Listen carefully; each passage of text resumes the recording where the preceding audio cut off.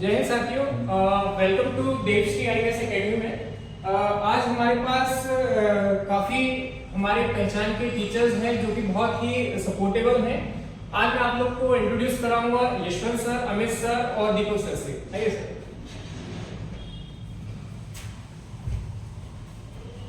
कुछ बच्चों को बताइए सर, क्या अनुभव है आपका इस फील्ड में? सबसे पहले गुड आफ्टरनून स्टूडेंट्स। मेरा नाम यशवंत विश्वकर्मा है, ठीक है। तो और मैं भी कॉम्पिटिटिव एग्जाम जैसे आप सभी लोग दे रहे हैं, मैं भी मतलब कभी दिया करता था और अभी भी मेरे एग्जाम्स मैं देता हूँ। और एग्जाम्स का मतलब किस तरह से प्रिपरेशन करना चाहिए वो सारी चीज़ें हम तो कर ही रहे हैं। और जो हमसे बच्चे जो मिलते आ रहे हैं जो प्रिपरेशन करना चाहते हैं तो हम उनको प्रिपरेशन कराते भी हैं, ठीक है। तो जो कंपटीशन की जो हमारी जर्नी होती है ना, आप उसको ऐसा मत समझिए कभी भी कि हम आज कर रहे हैं, एक हफ्ते कर रहे हैं, 2 महीने कर रहे हैं तो ये हमारा क्लियर हो ही जाएगा, ठीक है। आपको अपने अंदर एक कॉन्फिडेंस होना चाहिए किसी मतलब एग्जाम का। एक आपको जो विजन होना चाहिए वो सीधा से ये होना चाहिए कि आज नहीं तो कल ये होगा, ठीक है।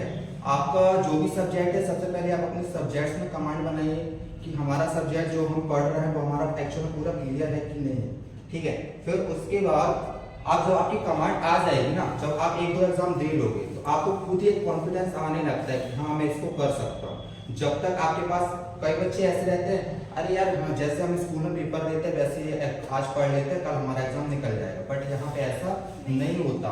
आप बहुत से एग्जाम ऐसे होते हैं, आप सोचते हैं यार मेरा बहुत अच्छा गया बट वो क्लियर नहीं हुआ, तो फिर क्या होता है आपके अंदर डिमोटिवेशन आता है कि यार मैंने इतना मेहनत किया बट क्या है जो मेरा एग्जाम है वो निकल नहीं पाया। तो 1-2 एग्जाम देकर आप हार नहीं मानिए कभी भी। आप उसके लिए जो भी आप अपना मोटो बनाए कि नहीं मैं इस एग्जाम के लिए पर्टिकुलर एग्जाम मेरा ये है, तो आप उसके लिए तो पढ़िए बट उससे रिलेटेड जितने भी गवर्नमेंट एग्जाम होते हैं आप उसको भी दीजिए। उससे क्या होगा, आप नंबर ऑफ क्वेश्चन मतलब पता चले कि हाँ इस टाइप के क्वेश्चन भी आते हैं।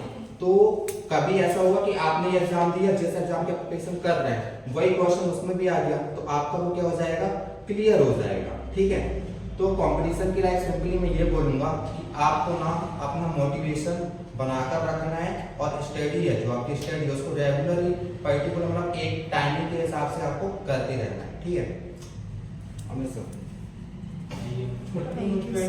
मैं अमित कुमार पुरी आप लोगों को ये बोलना चाहता हूँ, जैसे आप लोग तैयारी करें गवर्नमेंट एग्जाम की, सबसे पहले किसी एग्जाम का देना चाहते हैं तो सबसे पहले आप सिलेबस को पकड़ें। इस सिलेबस में क्या क्या है, उसमें हमें सब्जेक्ट क्या क्या पढ़ना है और उसको अच्छे डिटेल से और जो सर पढ़ाते हैं या आप जिससे पढ़ते हैं उसको विधिवत नोट्स बनाएं और उसको कम से कम 2 से 3 बार उसको रीड करें। और किसी एग्जाम को देने के बाद आंसर की आती है, रिजल्ट मिलता है, अच्छा आता तो बहुत अच्छी बात है, आप सफलता की सीढ़ी चढ़ते जा रहे हैं। कभी कभी अपना रिजल्ट अच्छा भी नहीं आता तो अपन को डीमोटिवेट नहीं होना और इसको सीख लेना है। जब अगली बार आप पेपर देने जाएंगे तो आपकी शुरुआत है वहाँ 0 से नहीं, अनुभव से होगी कि हमने इसको एग्जाम दिया था, हमको अनुभव हो गया कि अगली बार एग्जाम फिर भी ऐसे ही आएगा और ऐसे क्वेश्चन आते हैं। अब अभी आप लोग कभी पेपर अभी दिए हैं या नहीं दिए आप लोग भी जानते हैं, ठीक है। आपने पेपर दिया होगा तो अनुभव हुआ होगा कि पेपर कैसा आता है। अगर नहीं दिए तो आगे जाके देंगे कि हर फील्ड में पेपर कैसा आता है, SSC में कैसा आता है और MP का पेपर ऐसे अलग होता है, कांस्टेबल होता है, PSC होता है अलग होता है, फिर सबसे बड़ा UPSC होता है। तो हर उसके आगे अपन पेपर देना रहता है, किस फील्ड में कैसे आता पेपर आता है। जब तक जैसे अपन किसी एग्जाम्पल फॉर अगर आप किसी नदी को देख रहे हैं उसकी गहराई को पता करना है, तब तक अब उसमें आप जाएंगे नहीं, उसकी गहराई को पता नहीं लगेगा। उसी प्रकार आप कोई ऐसा बोलते हैं हमें नहीं करना, हमारा गोल क्या है, हमको कहाँ पहुँचना है, आप उसका फोकस कीजिए, ठीक है। आपके दोस्त लोग कहते हैं ये नहीं हो पाएगा, लेकिन हमको फोकस करने हमसे करके दिखाएंगे, ठीक है। और बाकी sir thank you sir. Hello student, कैसे हैं आप सब? Good afternoon. आई होप सब अच्छे होंगे। आप सब कंपटीशन की तैयारी कर रहे हैं। कंपटीशन एग्ज़ाम जैसे कि आप जान रहे हैं कि हम अगर कॉम्पिटिटिव एग्ज़ाम देने के में लगे हुए कॉम्पिटिटिव की तैयारी कर रहे हैं तो यहाँ पर भीड़ बहुत ज़्यादा होती है ना। बट अब हमको इस चीज़ का ध्यान रखना है कि भीड़ बहुत ज़्यादा है लेकिन हमको एक अपना डेस्टिनेशन तय करना है कि हमको आखिर में जाना कहाँ है ना। और हमको जहाँ जाना है केवल फोकस हमको वहाँ करना है कि हम जहाँ जाना चाहते हैं।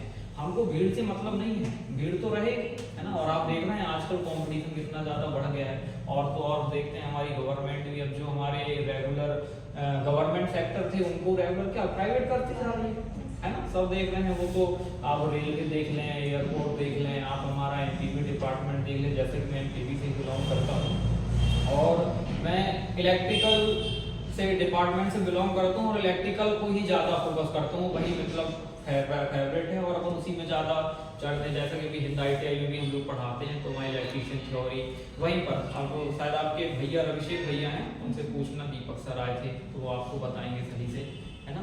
तो यही है कि कॉम्पिटिटिव की हम तैयारी करने आए हैं, तो हमको अपने डेस्टिनेशन का ध्यान में देना है और उसी को देखते हुए अपन को चलना है।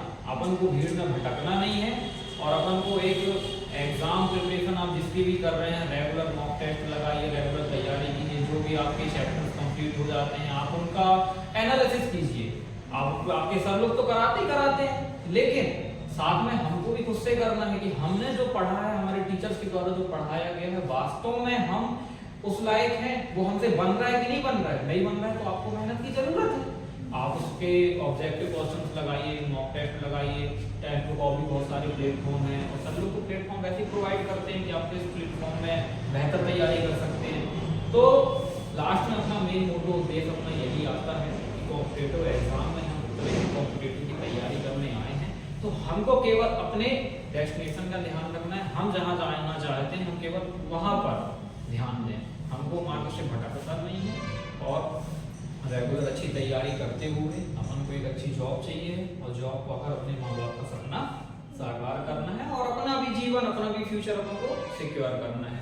और आने वाले टाइम पर आने वाली जो पीढ़ियां हैं, बच्चे हैं, जो हमसे रिलेटेड जो भी लोग हैं, उनको भी हमको मार्गदर्शन देना है। हम जिस तरह से गुजरे हैं, जिस जगह से हम निकल कर गए हैं, आने वाले टाइम पर हम उनका मार्गदर्शन करेंगे, है ना। तो फिर बस ऑल दी बेस्ट, मस्त अच्छी तैयारी कीजिए, पढ़िए और जॉब लीजिए। तो बच्चों कैसा लगा फिर सभी टीचर्स से मिलके, है ना। और मैं आप लोग को ये कहना चाहूंगा कि यदि अपने माँ बाप की फिक्र को बदलना चाहते हैं तो यही मौका है आप लोग को कि अच्छे से SSC GD को एग्जाम को क्वालिफाई करिए और अपने माँ बाप का नाम रोशन करिए, है ना। अंत में मैं सपना मैम को भी बुलाना चाहूंगा। सपना मैम आइए।